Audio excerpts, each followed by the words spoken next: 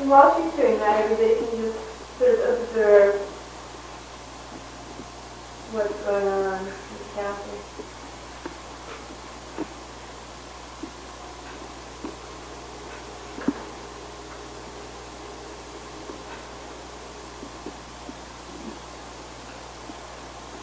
Do you feel any particular strain in yourself as you're doing this? Yeah. Where do you feel it? In the middle of my head. Mm-hmm.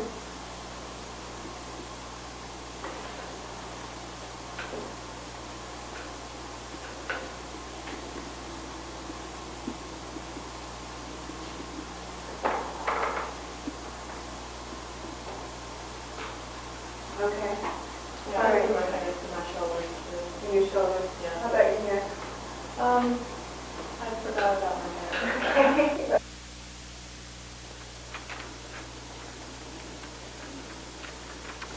Well, here I am in front of the camera.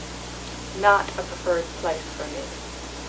But I wanted to say a few things about this project that will hopefully keep some of the videotapes together.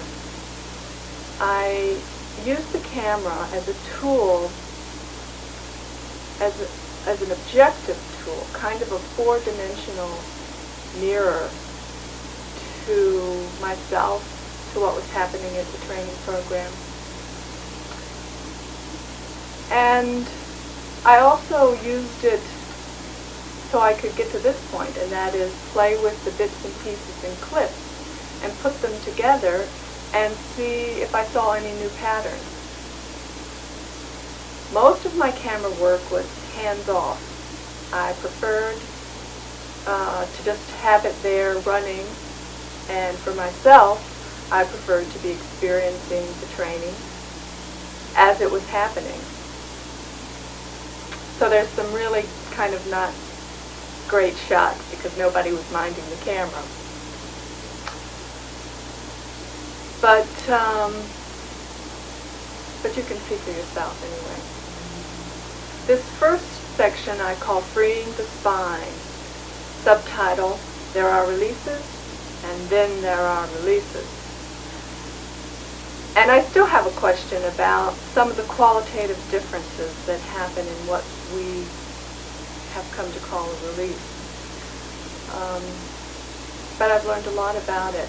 I think in these first two clips, you'll see that I was really just beginning to get the basics of how the primary control is an integrative factor in a total release, and how all the body parts are related, and that working in isolation, you may get a release, but when that is related to something else, you get something more.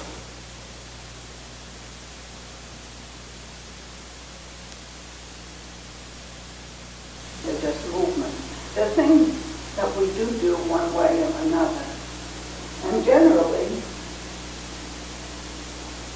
you move your hand, pick something up, and you pick it up, and you want to put it down there.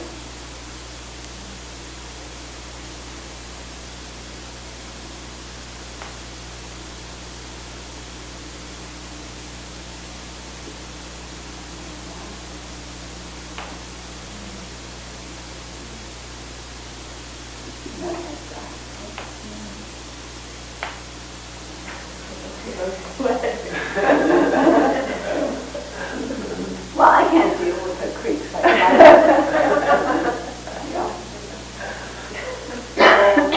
Have any questions, any observations? Anybody want to say anything? In order for the spiraling to take place, the primary control must be active action, right? There's an automatic release of the musculature in the spiraling. Yeah. If it's not held. Yeah. So the freedom then is really a function of the primary control. Yes, so I think a lot, Spiraling. Yeah, but I think a lot of people have a lot of flexibility without having any concept of Alexander, so that it's not it's not independent.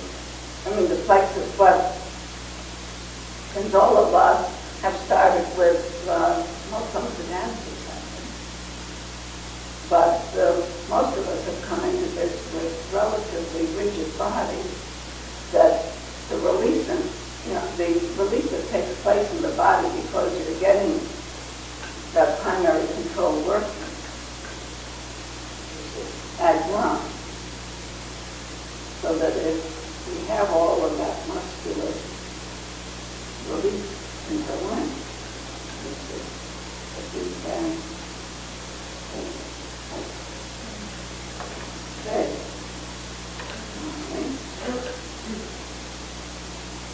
Now, being as the legs are connected, then the opposite leg will be a counterweight as well, because the leg direction is into the knee from the hip joint. It'll come out of the groin also, so that that whole leg releases away. And then you can take it back. But I think that one of the important aspects that we have to deal with is this flexibility, is this capacity to go into almost any kind of movement that is open to us because we are releasing. Because we have the primary control going on, a tendency for the muscles to release into them. Yes. Mm-hmm. And do you think dancers who have flexibility can lengthen their muscles without having to? Well, maybe they're not lengthening, maybe they're doing this just with a lot of stretch and just Nice and resting down back. That's nice, so that when you're... So the movement doesn't really...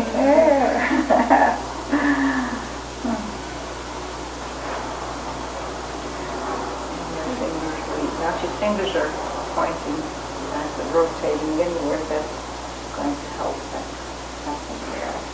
Your fingers lead. You're moving right up through you, huh? Nice. So that's underneath the shoulder blade, coming up front, your fingers going up towards the ceiling, and you're moving up, and you're coming up through the armpit also. That's lovely. And your fingers moving up. Your fingers moving up through the armpit so that you can... There we are. Nice. And there may be even more there. We don't know what there is. We don't know, but it's the fingers that have to do the work. The fingers that have to lead. I don't think we can get any more out of that. From look in my eyes. Well, and you're pretty high up there.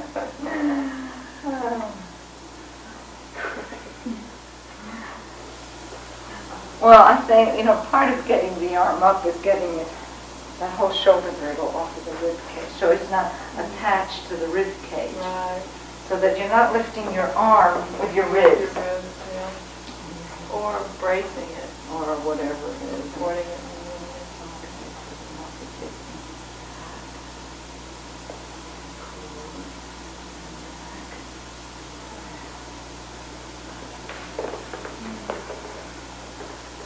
When you free a shoulder like that, it's easier to move the whole torso. whole torso. Well, I think, see what happens when you're freeing the, you're getting a support in the torso. What's happening is that you're getting the support in the torso, which allows the shoulder to be free.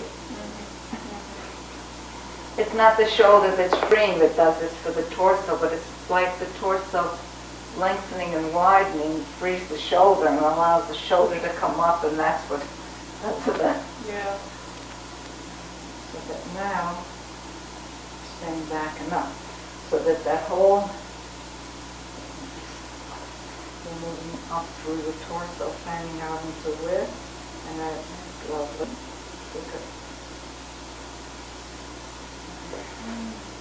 Now if you're coming down, so you're going to let, because what you want to do is to have that shoulder moving out. And you're very careful. You don't want it to come down from frontwards again, Right. roll forward, because that's what we're... The mental challenges of freeing the spine and staying with the Alexander process of awareness, inhibition, and direction.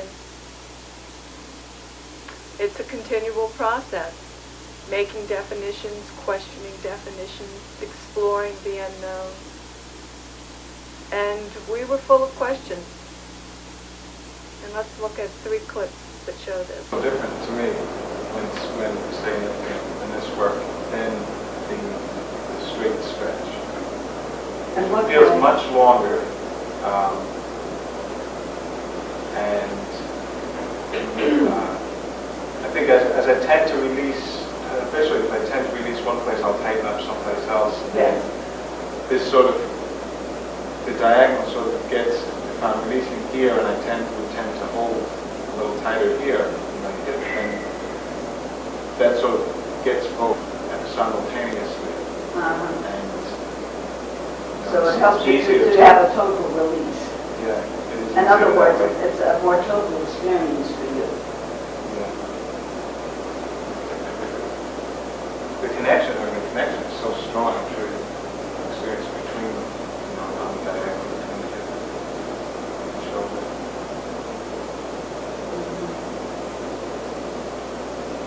But I've wondered, are those muscle, is that the is that But what you're, muscular it's a muscle, it's connection? muscular, that's it,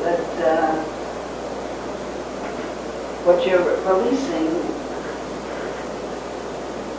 are the muscles into their optimum length. This is what we're trying to get at, the optimum length. So that what you're doing is making room for your skeleton, for your internal organs. If you think of the muscular system as a shell in which you're enclosing or an envelope in which you're enclosing the skeleton. If you have an envelope that's too small for your piece of paper, your paper is going to curl up. If your muscular envelope isn't big enough, you're going to compress your skeleton. You're going to not have room for your internal organs. So that's what you're doing, is releasing the tension, the existing tension that have shortened into a fixed state. So you're releasing them into the optimum length. And at any one time, we go as far as a person's going to go. I mean, I can't go beyond the release that Vince is giving me. But then I have to help him to experience that release. Take him to that capacity. But we don't know ultimately where people can go. We only know where we are. And perhaps the next little step, which then takes us to the next step, that I can't look at a student and say, well, this is what you have to be, because I don't know. I can look at you, and I can feel what's going on, and I can say, well, if we let go, let's see what happens. And it's just taking it step by step.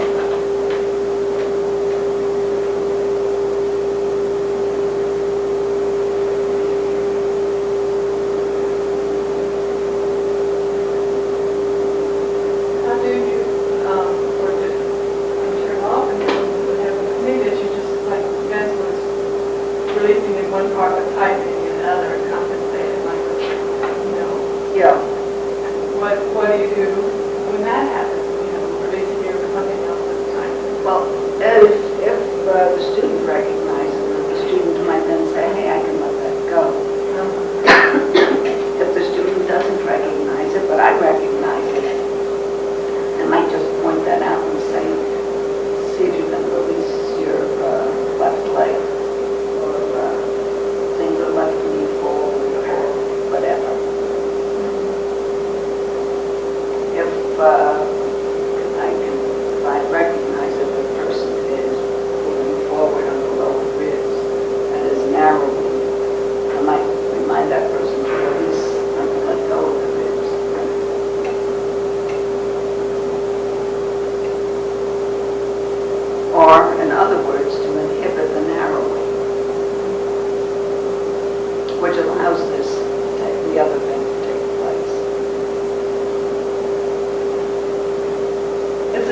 combination. I mean, I think that is a very difficult concept. We know that that unless a student inhibits the habit, we don't get anything. That if a student has reacted habitually, it's too late. We have to, except it's handy for the student to recognize that, you see. So that if we're thinking, well, that we're dealing with the fact that we're working with change, and you can't change what you don't know, you have to recognize your habit because you see it, you feel it, and you understand it conceptually. Then, having experienced it, you say, well, I don't need this. I can inhibit that or withhold consent, because sometimes the word inhibition has connotations that make it difficult to work with, so that one can also change one's language. And then withhold consent is a very nice word to use. You withhold consent from the individual response.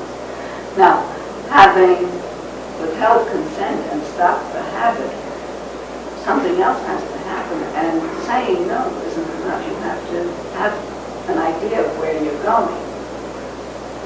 And we take the release, I mean, this is what you're doing, is letting go, into as much release as your body is allowing at any given moment. Again, that what happens is that the change takes place, and then the brakes are put on. Says, no, can't go any more than that. And for whatever reason, as a teacher, I have to respect coming out here today. The idea is to be able to talk and move, so that if you want to experiment with that, and that would be a question of walking and maybe greeting somebody in the room. Hello, how are you? Or whatever. That it's so much a part of our lives. And also, and it's very interesting, that it grows out of the total use of the body. It's not separate. And within, and let me say this again, within the lengthening and widening body, within the poise of the head, the lengthening spine, breathing, voice, speech happen to take place.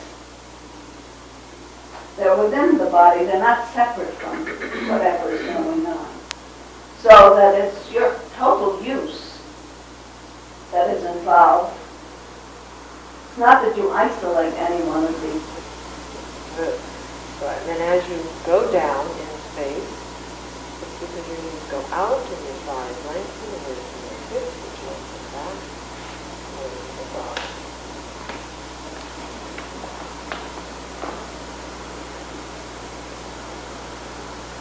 So I want to encourage your head to move up, and so what I really want to do is back. And then say no to that. Inhibit doing that, and see what happens if I don't do that.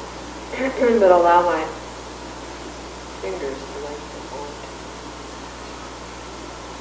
And I have to work much less hard.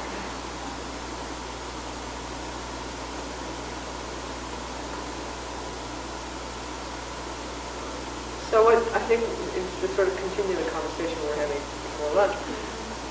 This is more than just a release, right? This is something that can be experienced experienced throughout your entire neuromuscular system. So yes, your neck is releasing, and exactly your head is moving up. And then what about all the rest of that? That easefulness and that energy that moves through you, or I don't know, what. Or do you think it's necessarily important to get a release and take it into movement? And then it's the process of moving that makes it something more than just a release?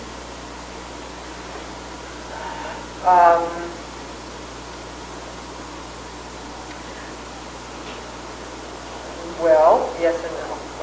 I think that the getting the release is which is what we were just starting to talk about, is that getting the release allows the place that was blocked not to be blocked. Right. Okay, so that's like the first thing. Right. Then once the place that was blocked is not blocked any longer, then the natural function of your total system has a better chance of working. Okay. Whether you're standing still or doing whatever, but just in that moment. Then if you take the next step and take that into a movement, into an activity, then you're also learning something about the habitual tensions that may have caused that first blocking. You're learning about how your body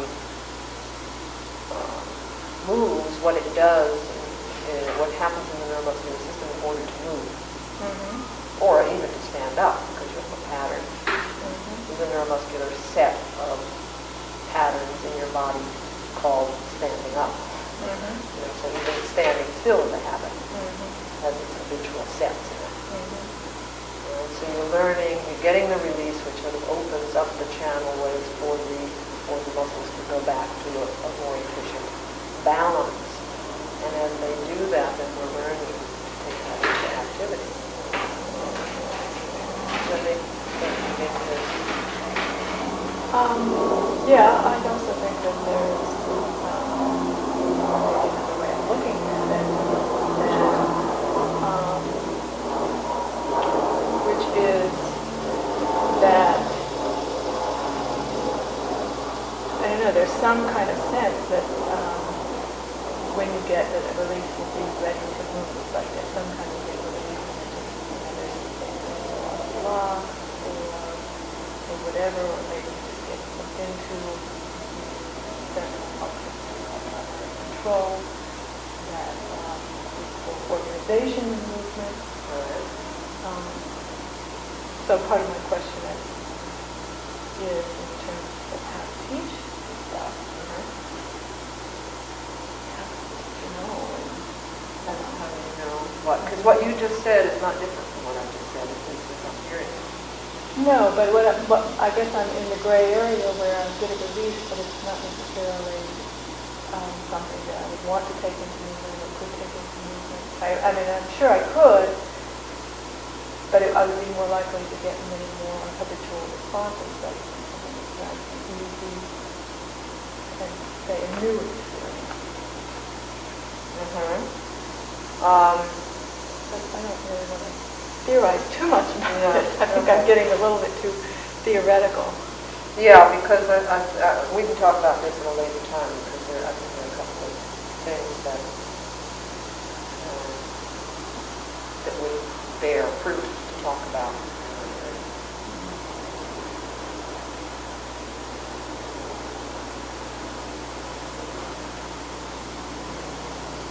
Okay, so for one thing, we might want to think about releasing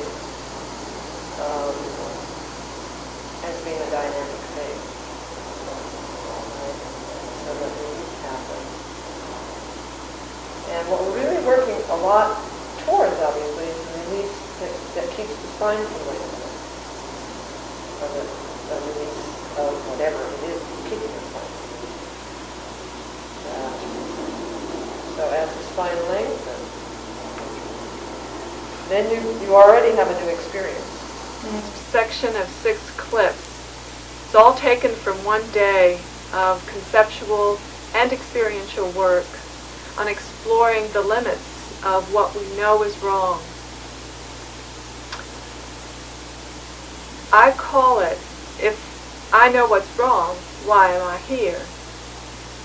Sort of tongue-in-cheek, because what I think is happening for us is that the process of teacher training is a self-empowering process.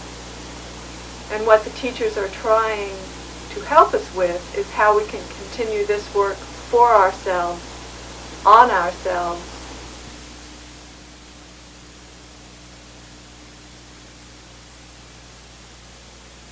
Body is a group of quotes from Alexander that were noted down by his secretary at various times as she heard him giving lessons. They are called notes of instruction. And they have fascinated me over the years as containing kind of, you know, how aphorisms go. They're sort of like extremely crystallized insights about the work. And so anyway, I kind of wanted to take for text for some of our work today this note of instruction which says, "To know when we are wrong is all that we shall ever know in this world." Amen. That was my reaction to it. Regardless of the truth of that statement, ultimately. Monday morning. But that's really a liberating statement, because then you don't have to look to find the right. You just have to know when you've gone the wrong track. No, but it's a tricky statement because it sounds like all we know is that we're wrong, and that's all we ever know. And I don't believe that. Okay, well, I want to use it, I don't want to intellectualize about it at this point. We can at some point if you want. But what I'd like to do is to use it as a suggestion for a very practical kind of exploration. Now, you got your head up there somewhere. And nobody can say that they know their head is right. Put your head where you know it's wrong for what you're doing, for standing.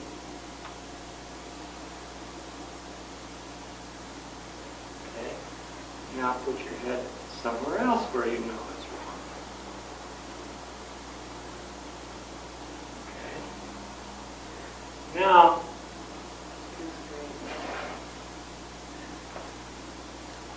put your head somewhere else. Not necessarily where you know it's wrong, but let's say where you don't think it's wrong. Or you don't think it's wrong. Well, I'm fudging a little bit. Where you know it isn't wrong. You're a teacher for that one. But that's the whole point. That really is the whole point. There's no way that I can put anybody's head here in the right position. And there's hardly a way that I could even demonstrate putting it in the right range. I mean, as soon as I come to a person here, okay, that's good direction. That commands a little bit of the marketplace. But I don't know that it's right. I know that it's not wrong.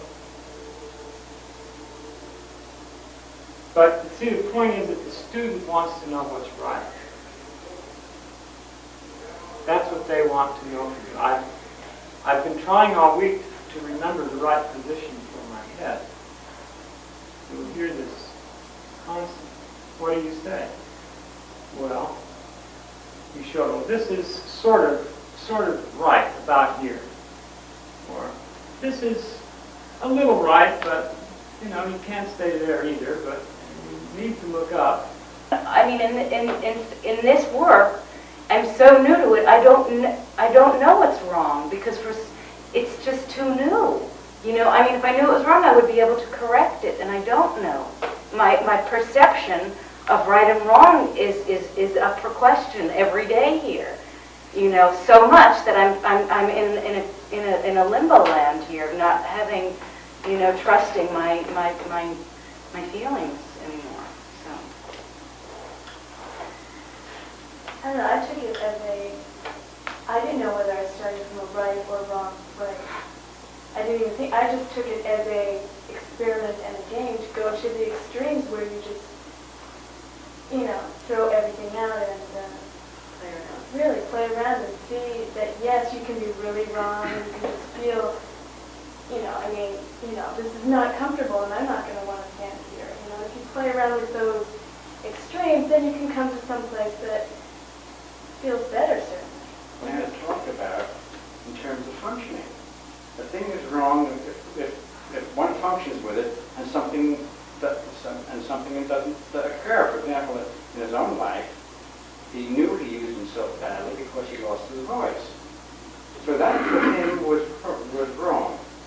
The way he used himself was wrong because he lost his voice. So the functioning is one of the criteria to determine what is wrong. Now what is right, that's another matter altogether. Think of it in movement. It was so easy to get stuck in an idea of a position of something, Although my training was, well, hit this position, get to this position. And of course that doesn't ever make dancing, it doesn't make movement, it doesn't make living. And for me, I think it's very much the same of functional, but it doesn't have to necessarily be when we talk in terms of Alexander, we talk in terms of the movement of the spine in conjunction with our own anatomy. But as far as I'm concerned, if there is the release of the head off the end of the spine, if there is the giving up of excess tension in the neck, it doesn't matter where you put your head if the flow is out, And so that I then have the freedom to put myself into a pretzel, And that to me is much more functional as a performer or as a teacher of performers than to get into that thing that we've all seen it of this, Alexandroids. That people may be releasing, but that's not human behavior, that's not human movement. And I think it's much more difficult to find organization of the spine just that way than it is in spiraling. For me, and I think for a lot of other people too. Yeah. Because one thing has to do with a much greater range of diagonals. Is that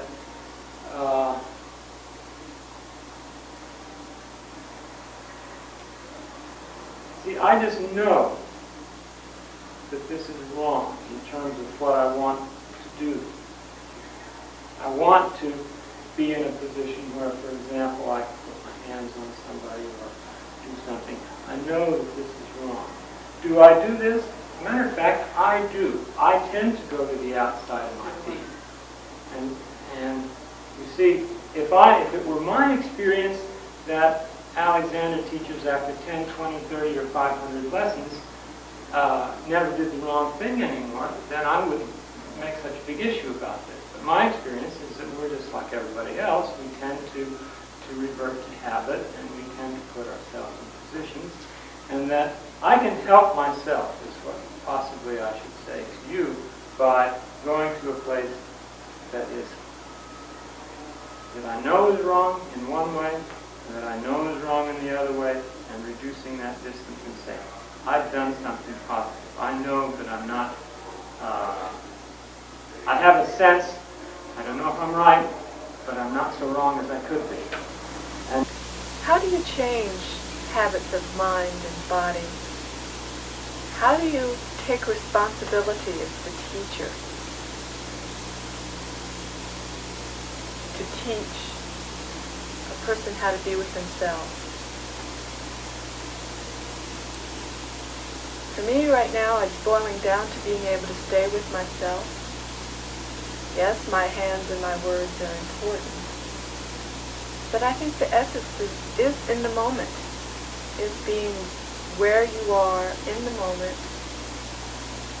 and starting from there.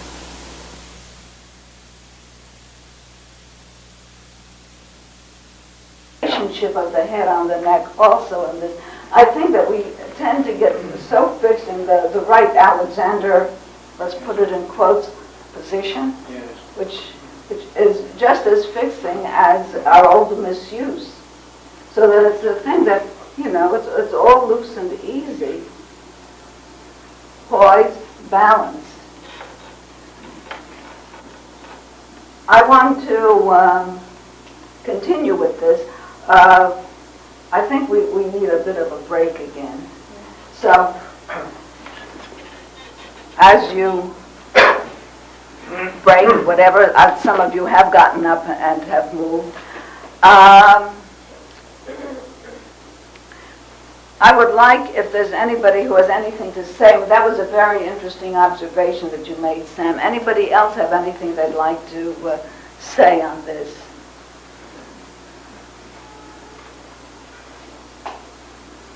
Did anybody have a particular experience that they'd like to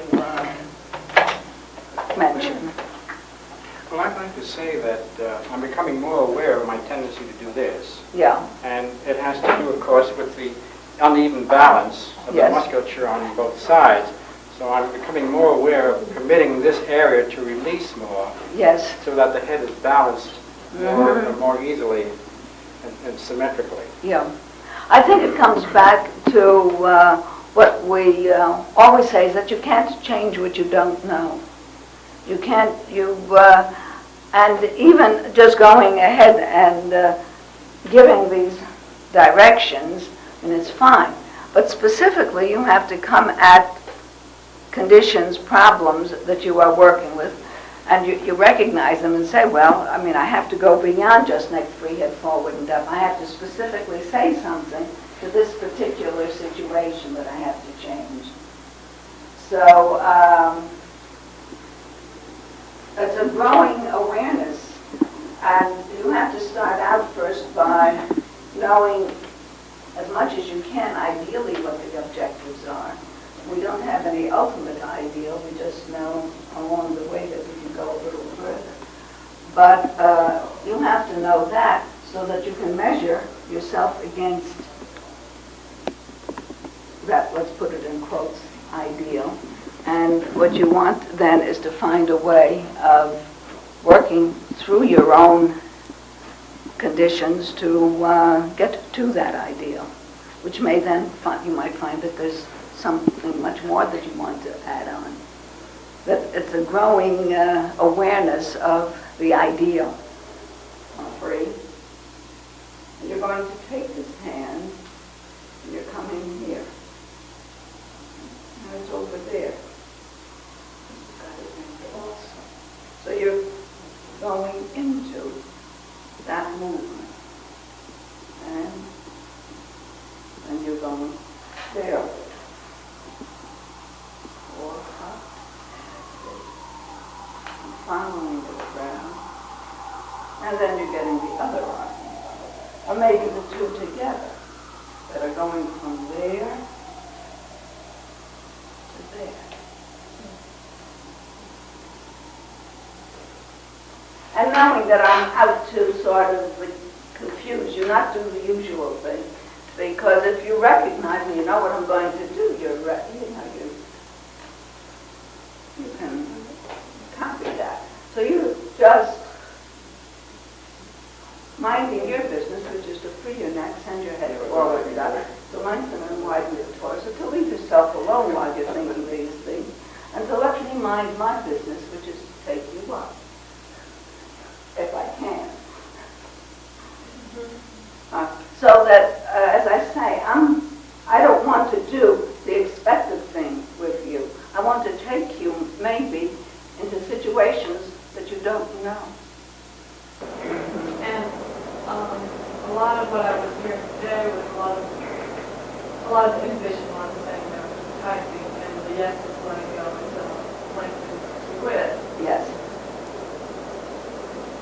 It's not, I can understand the process of recognizing what you need to say no to. Yes. What's hard for me is how to improve the process of what to say yes to. Because a lot of times we get ideas in our head about what an ideal, what the right way is, or where my head should be forward and up, and all of those, which I keep saying yes to, but they don't work because I've limited the concept. Yeah. Are you limiting the concept to be in terms of having felt something? Probably. She hit it on there. Yeah. Based on my past experience. Yes. Whatever that may be. Yes. So that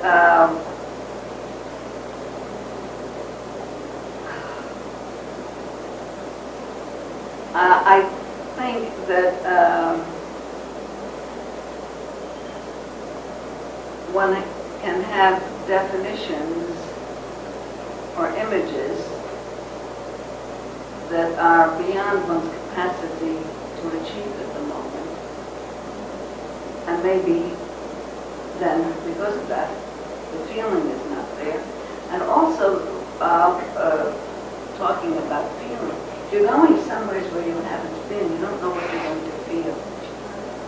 And very often, the problem is that we start judging our feeling, and we behave in terms of that judgment. So I've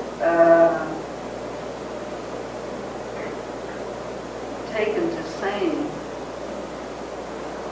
is to don't give up feeling, but inhibit judging the feeling. Because once one makes a judgment, he does something about it.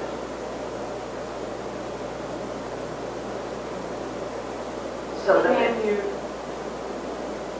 use feeling in order to develop the concepts of what a release is or what length is? oh, some ways along the way you have to, but you can't limit yourself by that and say, well, this is as far as that feeling has taken me. I don't know what the next step is going to feel like because I haven't been there. Finally, the budding teacher has a humble beginning. And use the mirror. There's nothing that would say that's the ideal. And one can try one hand first as just, here, but then use your other hand for wherever intuitively you want it to go. So you're not just automatically coming here at first. And I'll find I'll do that. I'll direct myself. This hand comes up with the fingers leading. And then somehow, intuitively, which is the best way to teach, say, oh, I want to go here, or I want to go here, or here, or here.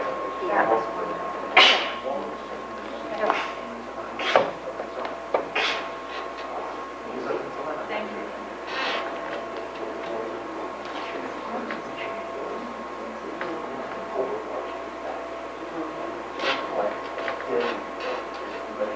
Nice.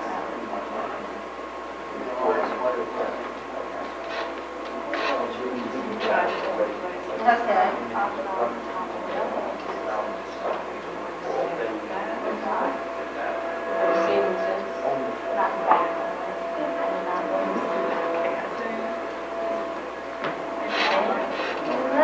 After a session? It's a sense of the, you can give a person you're putting hands on a sense of the full skull. That makes it possible.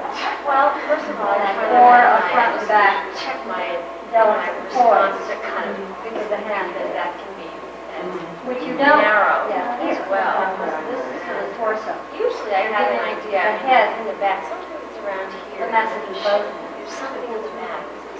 There's some really big thing that they're doing. The head, the You know, head it's forward, really not looking neat. at I put them on the table. It just Nice. helps to open it up a little bit. Wow. I hate to have my leave Yeah. even though, quite frankly, it may not be that terrible. Okay, now, can you bring one of I these? think that Yeah, now that I want to it's not like kind of easy to turn my hand like that. Although it's really, You know, I I really know. sort of sort it out. self-taught Each teacher is time. the That's best. the concern. I mean, I have a woman now who's got some scoliosis, and she's real tall. I mean, it's not enough that she ever had really diagnosed for a lot of medical conditions. It's certainly enough to mess her up.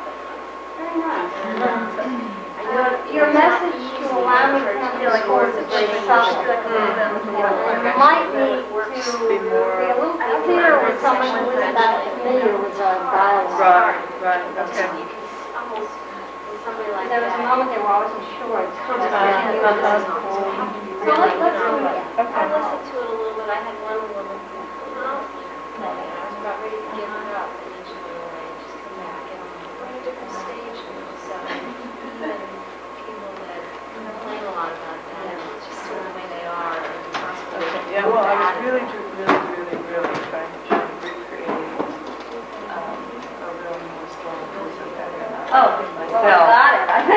Sort of like. Yeah.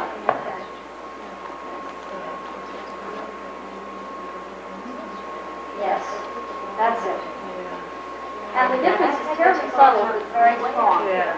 You know, it's not like love right. Okay. Okay. Now you're gonna lunge up and maybe put a hand right on the bridge. You don't want to flip the head, but you're just thinking of the whole. That's right, yeah, that's a powerful one. Very good. Yes.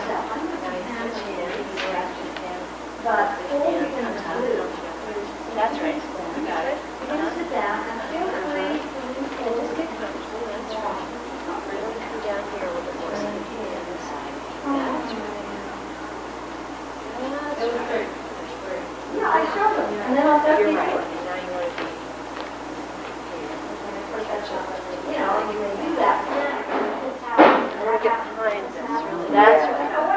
Yeah. Not much you see. So you can feel if he's not giving this leg, you can talk to him to let You him feel like comfortable enough to work in this style. this is right. It's very comfortable back there. It's right into it. If you feel that it's not coming right into there, yeah, talk him into it. That's right. Now you might want to switch. Let the leg come back. Right.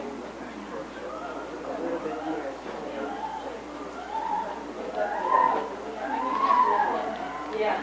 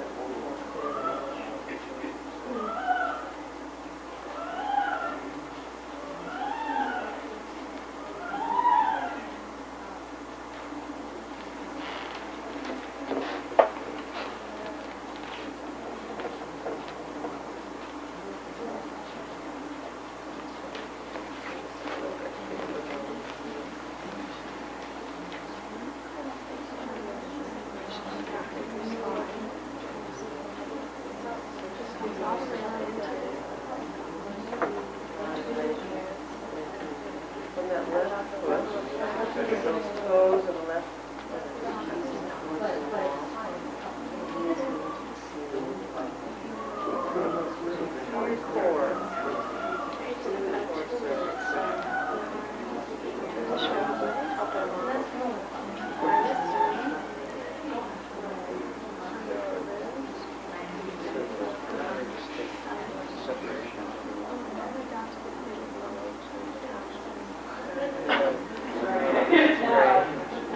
Feel that? I think it's latissimus dorsi muscle here. Let go.